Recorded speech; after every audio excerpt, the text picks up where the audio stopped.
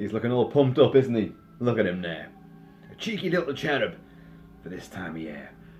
How are you, folks? We're all doing very well. Yeah, bar is open. Kilty's Tavern awaits your company. Cheers. Now, I've mentioned before about digging around in Kilt Mansion and finding old magazines. Careful now, not those magazines. They're too well hidden. I'm finding like old movie magazines and stuff. And the sheer beauty of going back through some of these really early editions and finding things about films that are just coming out from a new up-and-coming director called Sam Raimi. His film The Evil Dead. And it's all big new stuff to everyone reading that magazine at the time. This was a big event, you know. And some of the films which have now become absolute, you know, we know them inside out. We can quote them chapter and verse. And become cult favourites. American Werewolf, Lucio Fulci's zombie movies, you know, all sorts of stuff. You know, Just Before Dawn, Rosemary's Killer, Poltergeist, all these films from that particular era. Mad Max 2. And like, you can't remember a time when, my God, they were brand new. Whoa, shock to the system. So, and I found one of my many old Starburst magazines. Look at that. He's on the cover, Mr. Spielberg, because E.T. was coming out. So yes, this is from 1982. And I like the way that Spielberg seems to have adopted Quint's fashion sense there. Blue work shirt, green fatigue jacket. Is that a homage, do you think? I don't know. This issue is number 53. I've got issue 1. I've got hundreds and hundreds of Starburst magazines.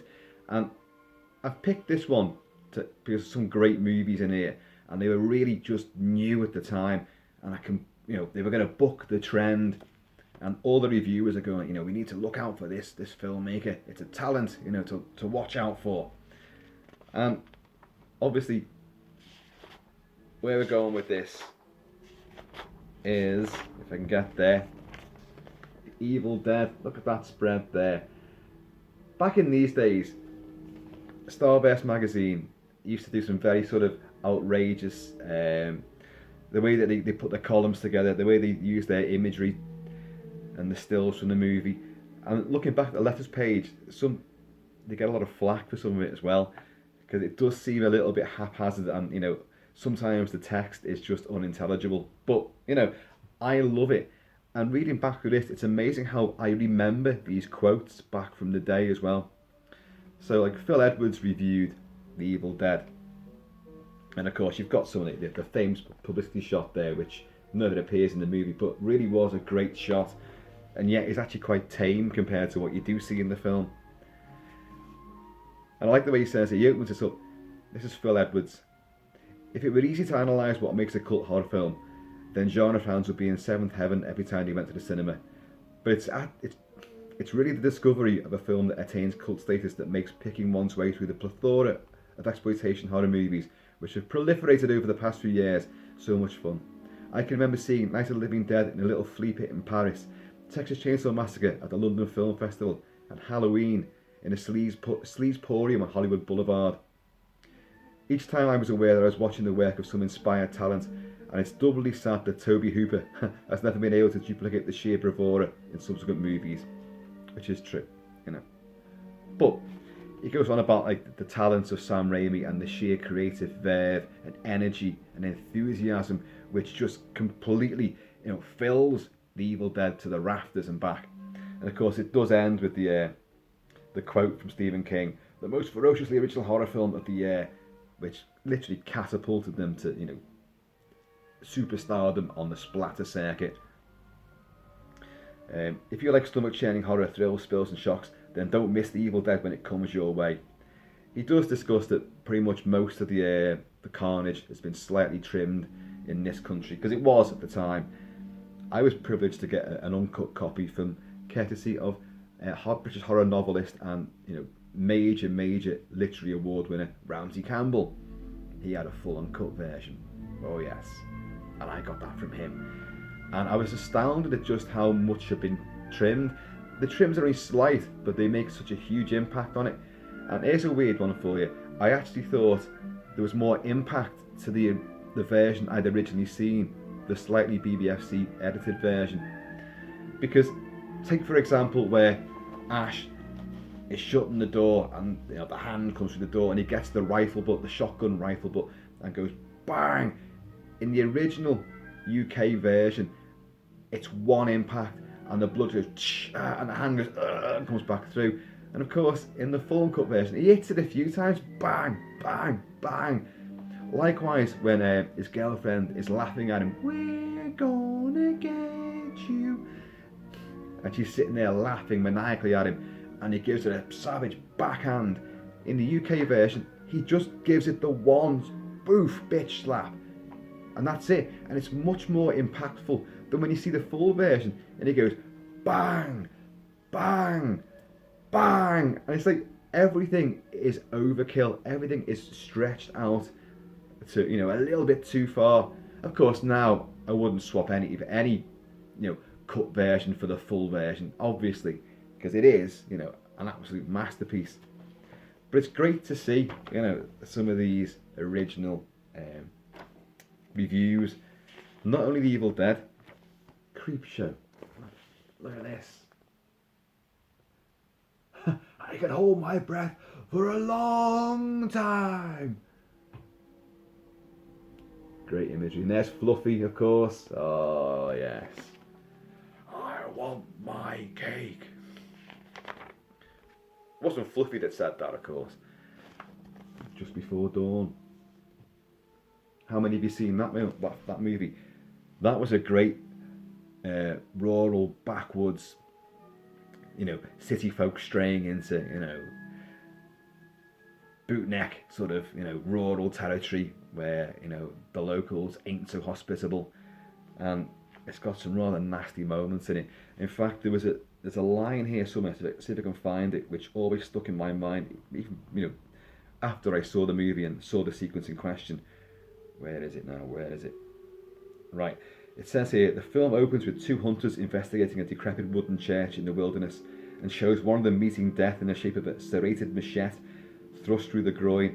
It's a type of scene we've all seen before, but it's a measure of how devastatingly well it works here to say that from the first frame you are gripped and already in position on the edge of your seat in anticipation. And it's true, because it really is a horrible sequence. It's not overly graphic and explicit, but a serrated edge machete getting thrust into the groin, yeah, you're going to feel that. Ooh, and you don't really want to see too much. And I love the shock moment is actually, there isn't one of these guys, there's two, they're twins, The Entity. And that's reviewed by Richard Hollis. Who did that? Just Before Dawn was Alan Jones. And of course, a lot of these names are now sort of critic luminaries, and they're all part of the London Film Festival and Fright Fest and all that. The Entity, I'm not sure, what did he go, did he like that? Unfortunately, The Entity, for which we all had such high expectations, comes across as a kind of coincidental swipe at Toby Hooper's Poltergeist.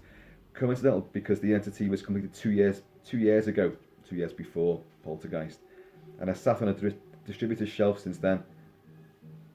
Perhaps we've been spoiled by the works of directors like John Carpenter, Wes Craven and Dario Argento, who understand the horror medium. I think The Entity is a great movie. It's genuinely disturbing. It tells a harrowing story. Barbara Hershey performs it really well. The effects for its time are really good. And forget the actual attack sequences with the bang, bang, bang, bang, bang of the savage spectral rape. But it's the moments just before when you know something's about to happen, and that score is so electrifyingly creepy. You just know things are about to happen, and those sequences are great. And I love where they freeze it as well. They go to the high school, and all the parapsychologists are there, and they've done a mock-up of their house to trap the entity in there, and then they use hydrogen and gas and all this, nitrogen gas, sorry, to freeze this thing, and it's the size of a fucking skyscraper. Like, Jesus, what is this thing? And the creepy thing about the bruising on her body, and they work out, yeah, you're being held down by children while she's being raped. Phantom Kids.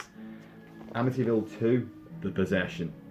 So this was the time of lots and lots of body horror, prosthetics, Tom Savini gore effects left, right and centre. Lucio Fulci was unleashing his maggot-ridden zombies, Evil Dead flesh-ripping, eye-gouging, chainsawing going on. Lots of people were transforming. American Werewolf, The Howling, The Thing, 82 as well. It's not covered in this, but it's in another magazine over there, which I've got there. But we'll save that. Can't have too much of a good thing now. Lucio Fulci, The New York Ripper. Inarguably his last great movie. And it is a great film. Shockingly nasty, and you can see some horrible stuff there. Thank God it's in black and white, folks. But the slicing apart of these vulnerable young ladies with razor blades, broken bottles, knives, but it is a good red herring filled giallo, modern giallo, and I think it's a great movie. It really is. And of course it has Daniela Doria as well, who was I did a video on her. She's one of the greatest splatter scream queens that we've ever encountered, and she was horribly abused on screen by little Lucio, vomiting up all her intestines in City of the Living Dead, a knife through the back of her head coming out of her mouth, House by the Cemetery, and horribly getting razored to bits in close-up in this. But another great movie there. And as I say, that would be the end for Lucio's reign of terror. The Steven Spielberg story. This is actually really good. It tells, it's quite detailed, and it goes into how Spielberg allegedly broke onto the Universal Studios lot, found, an unattended office, and just broke into it and made it his own office, and then tried to accost other directors and producers and tried to get his ideas and his stories across. Some say that's not really true, but it's a story he's clung to. And it goes on about his beginning, his fledgling years, how stuff from Jewel was nicked for the Incredible Hulk TV show. And then that prompted him to change his contract so none of his stuff could be regurgitated and used in anything else. There's that picture again. Almost the Quint. What's Quint been fishing this time? He's pulled that little alien turd from the ocean. But sadly, it goes like part 2 can be read in this month's Cinema Magazine, issue number 9. Cinema Magazine was a concurrent one with Starburst, but it was more mainstream. It was for any kind of movie. It didn't last long, if I remember rightly. I did begin to get it, but again, it covered things like Mummy Dearest and The Dresser and stuff like that, and Body Heat, films I was not interested in because they weren't genre, horror, sci-fi, fantasy, action, thrillers. Caroline Monroe. Oh, there she is. This was in the days when she really favoured having those almost Mad Max style blonde streaks in her hair either side. Ex-Lamb's Navy Rum Girl, Hammer Starlet, Stella Star from Star Crash, one of the most beautiful women ever. And she made the last horror film. This was the film that they filmed guerrilla style during the Cannes Film Festival, which would be 1981, I presume, and then the film came out 82, and it's full of gore and haphazard, incidents, and it really, you can tell it's been done, on the run sort of thing, on the hoof. People around where she's running, screaming through, like literally through the hotel there, having just discovered another murder victim, and she nudges the body and the head falls off, and she then gets terrorised by her frequent collaborator on movies, Joe Spinell, the great Joe Spinell, who played Maniac for Bill Lustig, of course. And he doesn't want to hurt her. He's in love with her. And in the end, even though you think he's the killer, he inadvertently saves her from being slain as well and becomes the hero of the piece. And yet he is a total nutter sleazeball. He's trying to make his own movie as well. He wants Jana Bates, because that's who she plays, Jana Bates, who's the queen of the horror scene. There she is. She's gorgeous, isn't she? There's Joe Spinell in his Dracula get-up. He's very old school in his approach to making horror movies. It's also known as, what's it known as? The last horror film in this country not maniac, psycho. It has got a different title in other territories. I can't think what it is now. Big into Harrison Ford as well. Which goes on a wee bit. And of course, that was in the days when Blade Runner had the Philip Marlowe-esque voiceover, which Harrison Ford didn't want to do. And yeah, I liked it at the time. And for many years afterwards, I quite enjoyed hearing that voiceover. I know he quite clearly doesn't give a shit. I don't know why he saved my life. Yawn. Perhaps in those final moments, you learn to value life, anybody's life. He just doesn't give a shit. But it gave a kind of weird, sort of, I don't know, downbeat, drudge-filled, sort of reluctant ambience to the otherwise amazingly futuristic, future noir visuals and really thought-provoking story. Yeah, now, when you look at it now, it's a thing of its time, and it should never have happened, but it's a time capsule, and you can watch that version if you want to, because all the versions of Blade Runner now exist.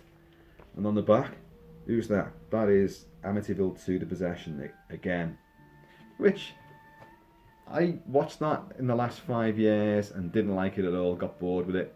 But I remember at the time really thinking, that's actually quite a good movie. It's got some good scares to it. The whole flesh ripping sequence is pretty good. You know, it's a lot more graphic than the Amityville Horror with Margot Kidder and James Brolin. But the original Amityville Horror is far better. And then of course you got Amityville 3, didn't you? Amityville 3D. Oh, lest I forget this. By the way, if you can hear the music playing, it's John Addison's score to Strange Invaders, which was 1983 sci-fi throwback homage to the 50s. You know, invaders from Mars, I married the monster from outer space, that kind of thing. And with humans, aliens masquerading as humans in small town Illinois, a town called Centerville, which has retained its 50s quality into the 80s. And it's all about a custody battle to save the daughter, because this guy's married one of the bloody aliens, so the daughter's like a hybrid between the races, and they have, after being on Earth for a few decades, analysing humans, their prized possession is this hybrid daughter, and they want to take her back to their planet. So it's all about saving the daughter, and it's got a load of genre superstars in there. A couple of stars from the original Lost in Space, June Lockhart, Mark Goddard are in there. Diana Scarwith, Louise Fletcher, Nurse Ratchet's in there as well. Kenneth Tobey, who is of course Captain Hendry from the original Thing from Another World. Around at the same time, he was also in Joe Dante's The Howling as well. So I like that. He never turned his back on the genre that, you know, put him on the map really. But yeah, Starburst Magazine, still going strong today, and it's a much thicker, more engrossing magazine now. It underwent a fair few changes over the decades, but I've more or less stuck with it. You know, an American counterpart would be Starlog. Starlog was a great magazine. You also had Fangoria, which they reference quite a bit. At the same time as this magazine came up, this very one here, Starburst was also getting a bit of a backlash, not only about the its editorial style and the way it printed its pictures and its use of weird graphics on the page, but also they began to run a hell of a lot of really, really gory pictures, namely American Werewolf in London and The Evil Dead, obviously. But a lot of the Lucio Fulci movies were heavily covered, and a lot of really nasty stills. So the great video nasty furore was raging at the time as well. Mary Whitehouse and the whole, you know, censorious, you know, holier than thou brigade were trying to stop us lovely folks who love our gore and splatter from watching our lovely gore and splatter. So the whole video nasty debacle took place, and you know, magazines with pictures and celebrating those movies were also getting, you know, lambasted too. And Starburst really came in for a lot of flack at the time, if I remember rightly. But I think they stuck to the guns pretty well, and they did tone down a bit, but they wouldn't give in. They would not capitulate to this, you know, censor-baiting brigade. Anyway, folks, that was another little magazine trip down memory lane. A great magazine, I'm sure you'll agree. It's covering all the things we know and love.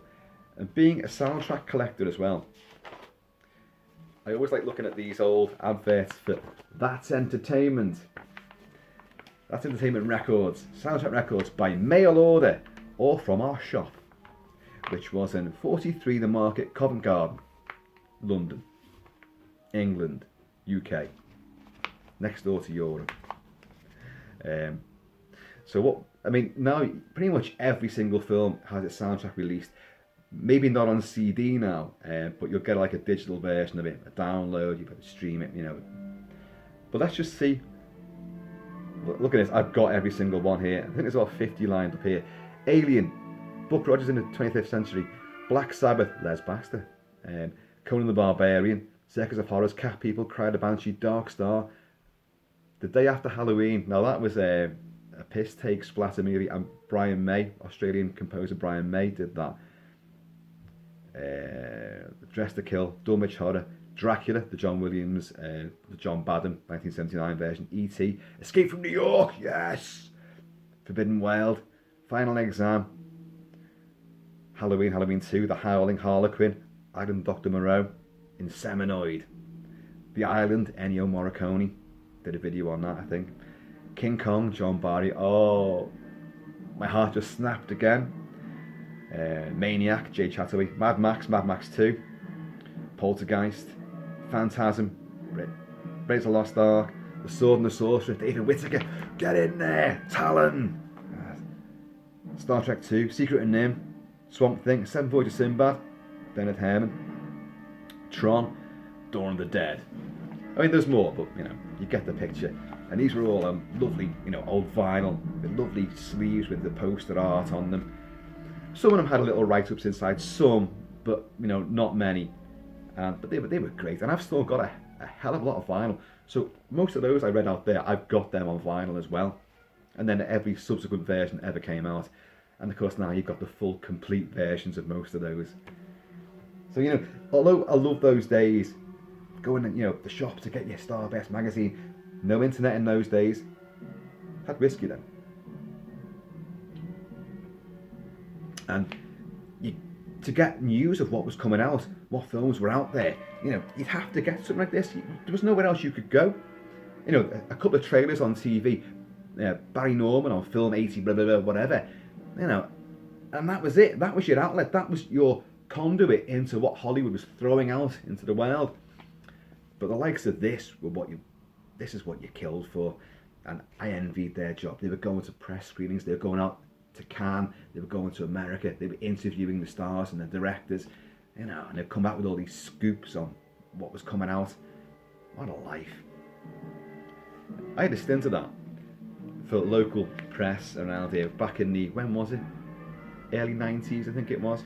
And yeah, I think early 90s. It was definitely pre me joining the Marines, and I used to cover, like, well, they'd send you off to go and watch a movie, but the press screenings were always at weird times. I had full-time employment, but I'd have to go off on the sick or take a morning off to go out to the Showcase Cinema or, you know, the Callan on Lime Street to watch a film I perhaps didn't want to see. And I remember as well, like, all of these press guys would be there, and you get given like a press package with like lobby cards and stills, a synopsis. Some were really like a vast tome like that, and some were just like a page or two.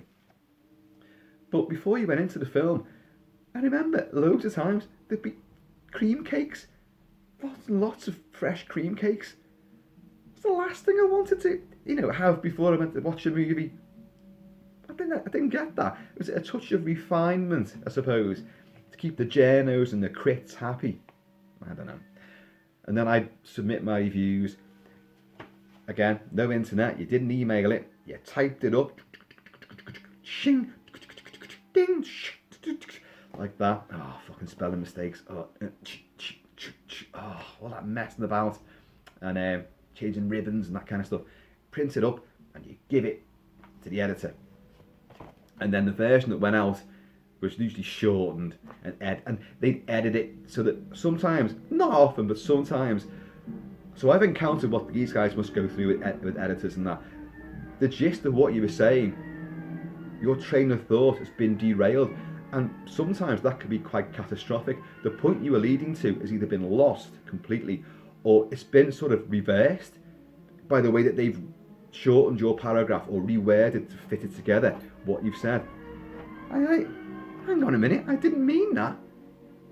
It happened a lot, and I suppose that's having reviewed movies and soundtracks and merchandise for many websites afterwards. You know, I know the game, I know the ropes, I know the rules, and that's why I stopped doing it.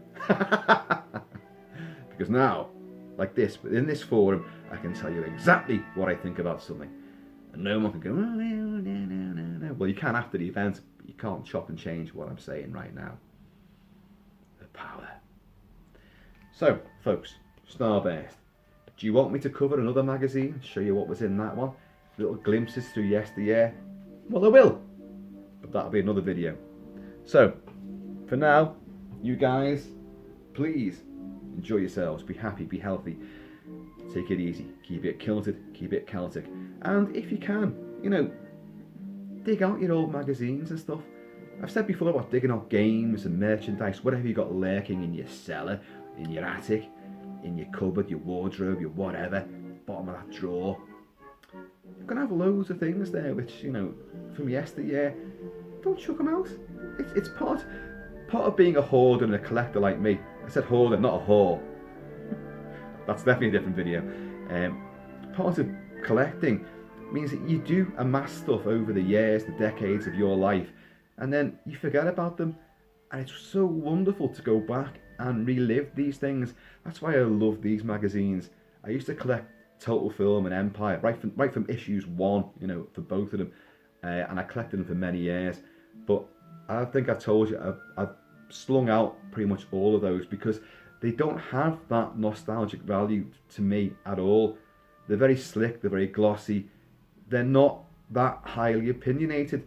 There's no sense of discovery because at the time when they came out, so many movies were coming out all the time that it just the things you wanted to read about, they would either cover in like a little paragraph like that, or they barely give any mention to at all. So they've lost all that value to me. Whereas Starburst, Fangoria, Starlog, Cine Fantastique, I've retained it. By the way, big shout out to Dark Side and Scream magazines because they work really well, and Infinity magazine. They do the same sort of thing nowadays, and have done for quite a while actually, that Starburst was doing back in the day. So big shout out and big celebration for those magazines too. So folks, anyway, a long rambling session through the medium of yesteryear. And with a lovely sort of Norman Rockwell-esque, you know, Americana bit of pastiche playing in the background. Folks, I'm going to see you all later. Mags to the max.